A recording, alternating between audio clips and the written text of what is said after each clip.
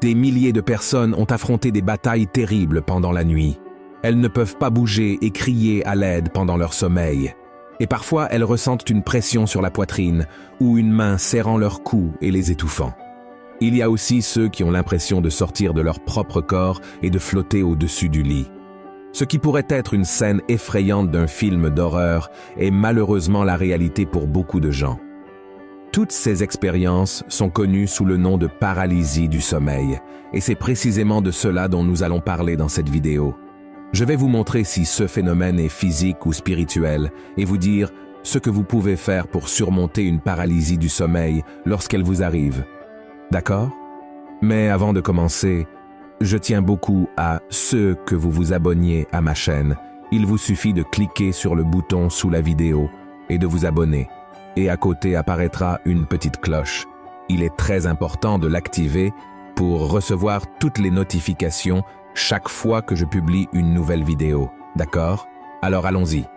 La paralysie du sommeil est une condition où le cerveau s'éveille tandis que les muscles du corps restent endormis.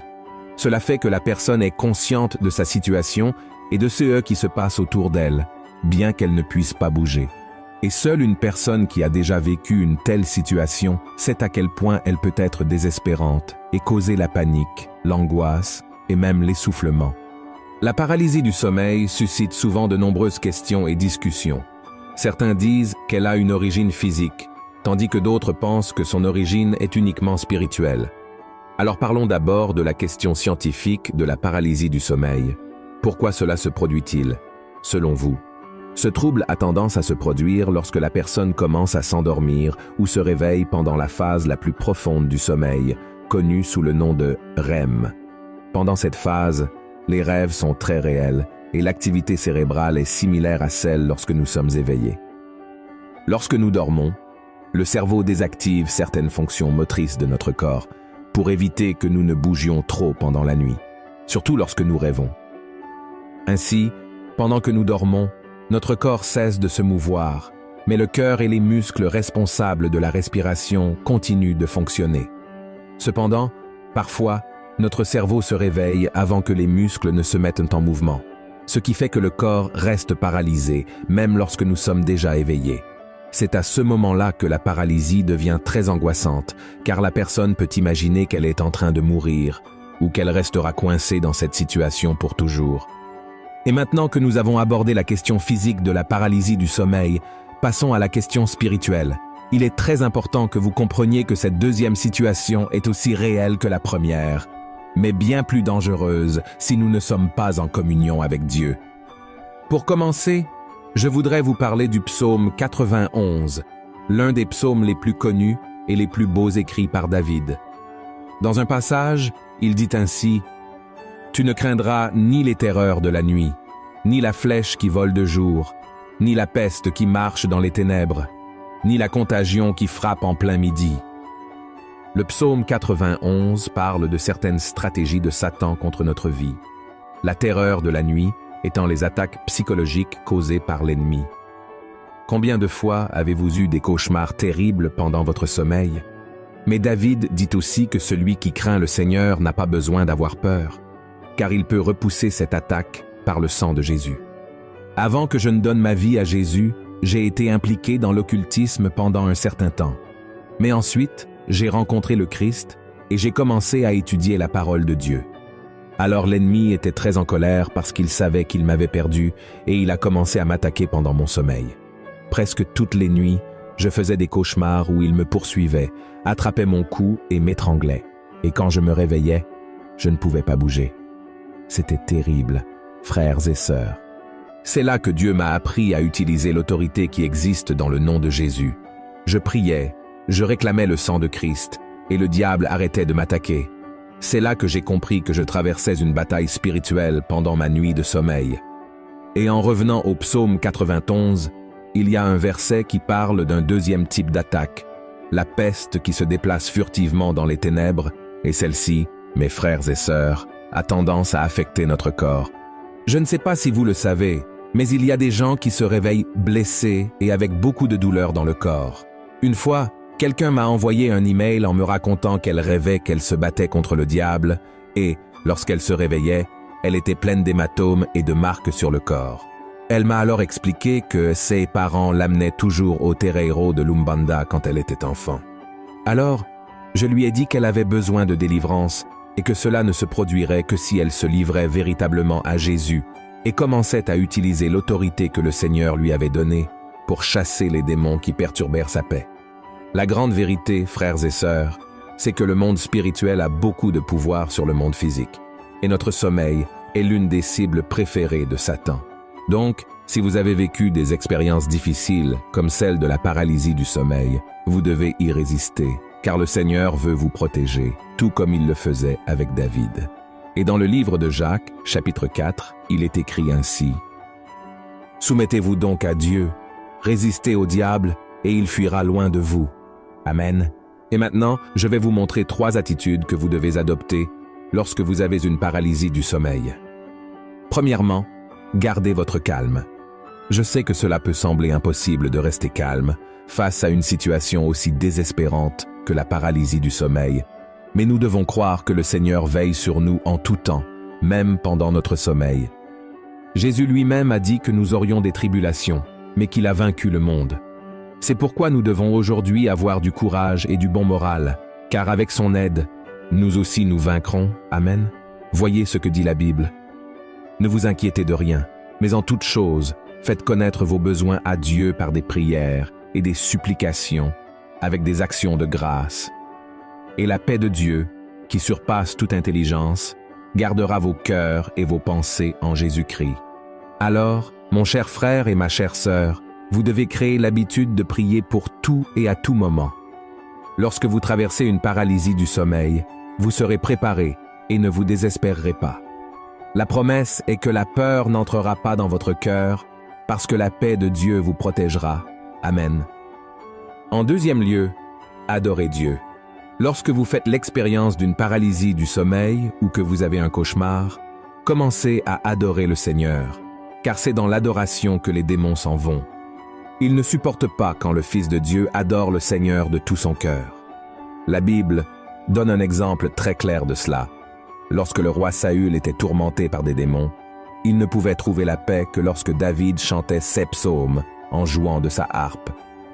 Voyez ce que dit la Bible dans le premier livre de Samuel, chapitre 16. « Et lorsque l'Esprit de Dieu était sur Saül, David prenait la harpe et jouait de sa main. Saül respirait alors plus à l'aise et se trouvait soulagé, et le mauvais esprit se retirait de lui. » Il y a beaucoup de gens qui souffrent de nos jours parce qu'ils ne connaissent pas le pouvoir que Jésus a sur le malin. Ils ne savent pas qu'aucun mal physique ou spirituel ne peut être plus grand que la présence du Seigneur. Alors, mon frère, lorsque vous vous rendez compte que vous traversez une paralysie du sommeil, chantez une louange que vous connaissez, même mentalement, car cela apportera la paix, cela apaisera votre cœur, et peu à peu vous récupérerez. Et la troisième attitude que vous devez adopter, reposez-vous dans le Seigneur. Vous savez pourquoi David a commencé le psaume 91 en disant « Celui qui demeure sous l'abri du Très-Haut repose à l'ombre du Tout-Puissant.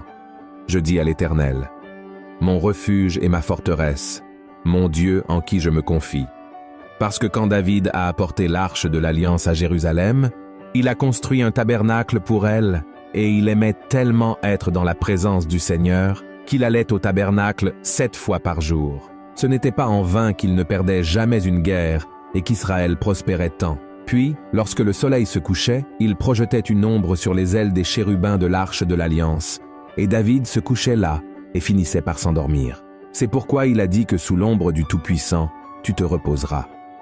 David ne pouvait pas toucher l'arche de l'Alliance, sinon il mourrait, mais le simple fait d'être près d'elle le faisait déjà se sentir protégé de tout mal. Alors, mon cher frère et ma chère sœur, je veux vous dire que vous pouvez aussi dormir à l'ombre du Tout-Puissant. Aujourd'hui, l'arche de l'Alliance n'existe plus. Mais grâce au sacrifice de Jésus sur la croix, Dieu est présent dans nos cœurs par le Saint-Esprit.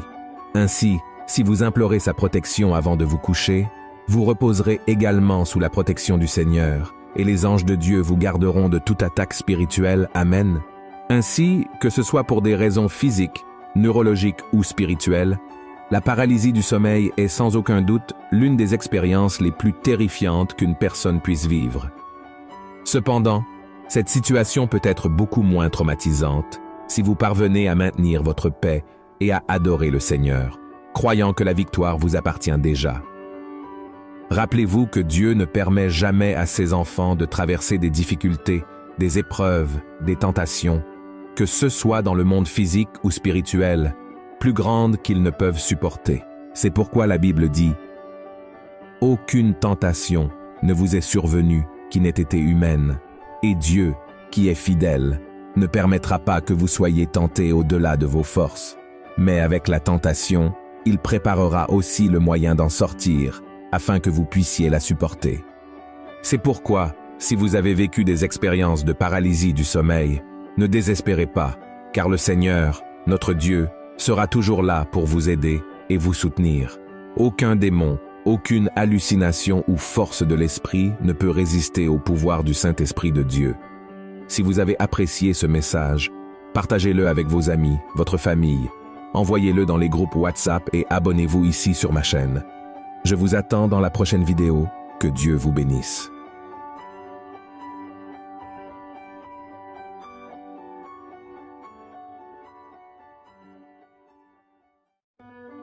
Des milliers de personnes ont affronté des batailles terribles pendant la nuit.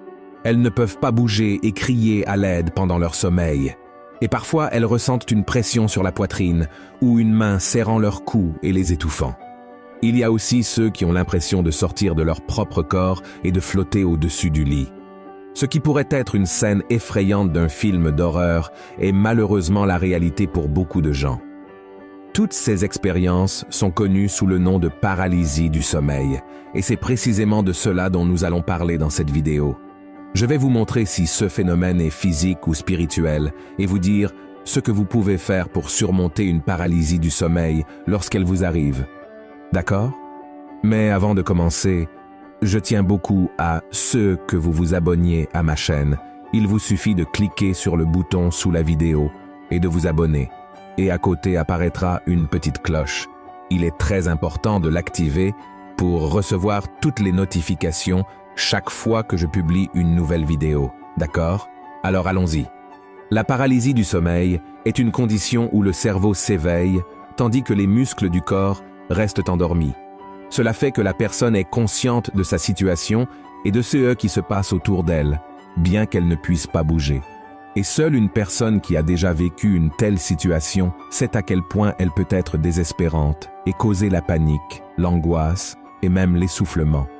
La paralysie du sommeil suscite souvent de nombreuses questions et discussions. Certains disent qu'elle a une origine physique, tandis que d'autres pensent que son origine est uniquement spirituelle. Alors parlons d'abord de la question scientifique de la paralysie du sommeil. Pourquoi cela se produit-il, selon vous? Ce trouble a tendance à se produire lorsque la personne commence à s'endormir ou se réveille pendant la phase la plus profonde du sommeil, connue sous le nom de REM.